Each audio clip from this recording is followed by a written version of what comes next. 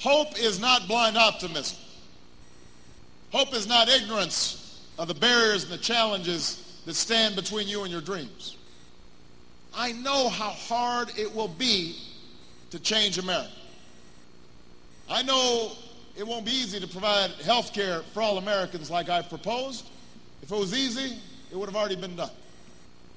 I know that it won't be easy to change our energy policy. ExxonMobil made $11 billion last quarter. They don't want to give those profits up easily. I know how hard it will be to alleviate poverty that's built up over centuries. I know how hard it will be to improve our schools, especially because improving our schools will involve more than just money. It will require a change in mindset, a belief that every child counts, that it's not somebody else's problem, a belief that parents have to parent and turn off the TV set and put away the video game, and that our students have to raise their standards of excellence. That's not easy to do, changing attitudes, changing culture. I know it's hard because I fought those fights. I fought on the streets of Chicago as a community organizer to bring jobs to the jobless in the shadow of a shuttered steel plant. I fought in the courts as a civil rights lawyer to make sure people weren't denied their rights because of what they looked like or where they came from. I fought in the legislature to take away power from lobbyists and to provide health care to those who didn't have it and to fix a criminal justice system that was broken. And I've won some of those fights, but I've lost some of them too, because I've seen good legislation die when good intentions weren't enough, when they weren't backed by a mandate for change, when the American people weren't enlisted in the process of change. I know how hard these things are. The politics of hope does not mean hoping things come easy. But I also understand that nothing worthwhile in this country has ever happened unless somebody, somewhere, is willing to hope. When somebody is willing to stand up. Somebody who's willing to stand up when they're told, no, you can't. And instead they say, yes, we can. That's how this country was founded. A group of patriots declaring independence against the mighty British Empire. Nobody gave them a chance, but they said, yes, we can. That's how slaves and abolitionists resisted that wicked system, and how a new president charted a course to ensure we would not remain half slave and half free.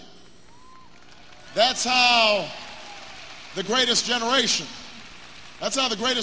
my grandfather fighting in Patton's army, my grandmother staying at home with a baby and still working on a bomber assembly line, how that greatest generation overcame Hitler and fascism and also lifted themselves up out of a Great Depression. That's how pioneers went west. When people told them it was dangerous, they said, yes, we can.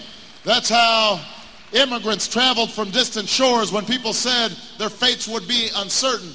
Yes, we can. That's how women won the right to vote, how workers won the right to organize, how young people like you traveled down south to march and sit in and go to jail, and some were beaten and some died for freedom's cause. That's what hope is. That's what hope is.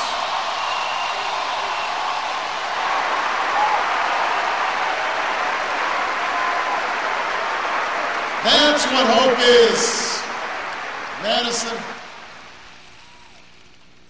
That moment when we shed our fears and our doubts, when we don't settle for what the cynics tell us we have to accept, because cynicism is a sorry kind of wisdom.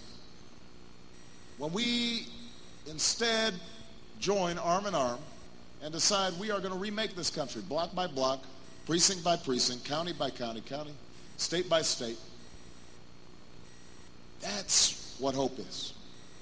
There's a moment in the life of every generation when that spirit has to come through if we are to make our mark on history. And this is our moment. This is our time. And where better Where better to affirm our ideals than here in Wisconsin, where a century ago the progressive movement was born.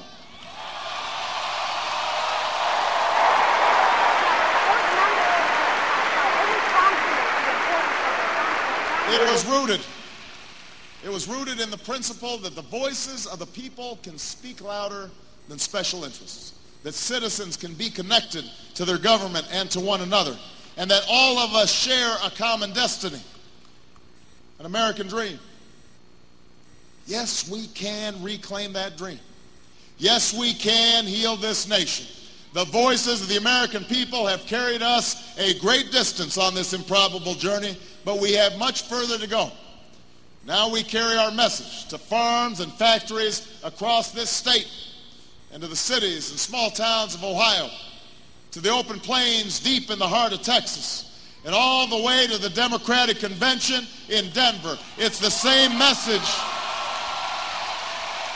It's the same message we had when we were up, the same message when we're down, that out of many we are one, that our destiny will not be written for us, but by us, and that we can cast off our doubts and fears and cynicism, because our dreams will not be deferred, and our future will not be denied, and our time for change has come. Thank you very much, Madison. I love you guys. Thank you.